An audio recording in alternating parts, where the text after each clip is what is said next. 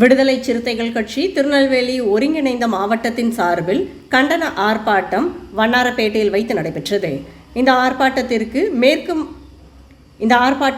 மேற்கு மாவட்ட செயலாளர் சேகர், தெற்கு மாவட்ட செயலாளர் அருள்செல்வன், மாநகர் மாவட்ட செயலாளர் முத்துவளவன் ஆகியோர் தலைமை வகித்தார்கள்.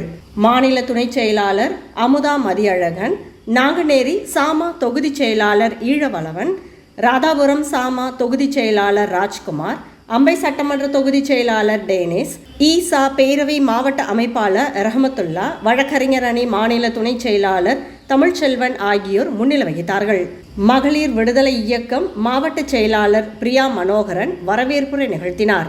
முன்னாள் மண்டல செயலாளர் தமிழேனியன் கண்டன ஆர்ப்பாட்ட உரையை நிகழ்த்தினார். மண்டல செயலாளர் முனைவர் சுந்தர் ஒருங்கிணைத்தார்.